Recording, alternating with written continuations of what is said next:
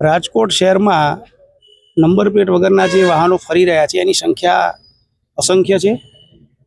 હવે આને લોકોની અયોગ્ય માનસિકતા કહીએ કે ખોટી ટેવ કહીએ, પણ બેફામ એટલે અગણિત સંખ્યામાં લગભગ 1 મહિનાથી પોલીસ ઓલમોસ્ટ નિરંતર એ કાર્યવાહી કરી રહી છે। છતાં પણ આપ મીડિયાના મિત્રો જો કોઈ એક પોઈન્ટ પર ઊભા રહી જશો ને 1 કલાક તો પણ આપણા 10 વાહનો આરામથી દેખાશે જે નંબર પ્લેટ વગરના રખડતા હશે। એટલે આ તો ચલાવી શકાય નહીં, અને એટલા માટે જ છેલ્લા 1 મહિનાથી મહેરબાન સીપી સાહેબની સૂચના હેઠળ આ તમામ કામગીરી જે છે નંબર પ્લેટ વગરના વાહનોની એ પ્રાથમિકતા આપવામાં આવી છે, અને એ સતત ચાલુ રહેશે કે જ્યાં સુધી એક સંતોષકારક રીતે લોકો નંબર પ્લેટની મર્યાદામાં ન આવી જાય।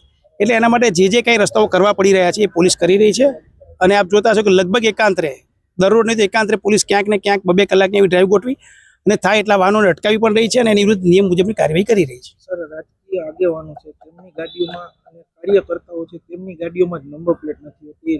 રેલીઓ યોજતા હોય છે તેમાં પણ નંબર પ્લેટ વગરની ગાડીઓ દેખાતી હોય છે, તેના પર કઈ રીતની કાર્યવાહી કરવી? જો એ કોઈ પણ વાહન જ્યારે રેલીનો માનો કે વિડીયો આવે અથવા રેલીમાં ખરેખર જો પોલીસ પોઈન્ટ પર હાજર હોય તો એનું ત્યારે જ ધ્યાન દોરી જવું જોઈએ। પાછળથી વિડીયો આવે તો વિડીયોના આધારે કાર્યવાહી થાય। વિડીયોના આધારે માહિતી મળે કે ભાઈ XYZ વ્યક્તિની ગાડીમાં આવું જાણવા મળ્યું તો પછી પોલીસ જ્યારે ત્યાં પહોંચે એ દરમિયાન જો એને ફેરફાર કરી નાખ્યા હોય તો પરિસ્થિતિ હાજર પરિસ્થિતિમાં શું મળે છે એની ઉપર કાર્યવાહી થાય।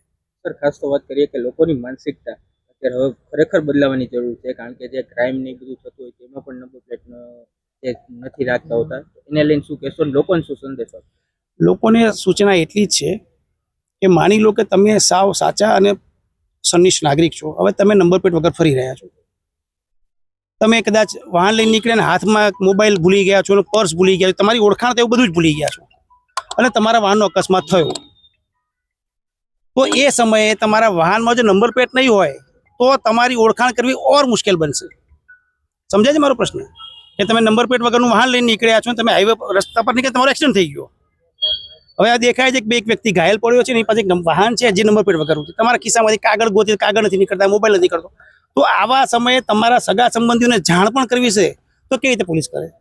આ એક ઉદાહરણ આપું છું। આવા કેટલાય પ્રસંગો તમે સમજી શકો છો કે તમારો નંબર પ્લેટ હોય તો તમારી ઓળખ પ્રસ્થાપિત થાય, તમે જ્યારે કાયદેસરની નાગરિકતા મુજબ કામ કરો છો તમને એ સિસ્ટમ હેલ્પફુલ થશે।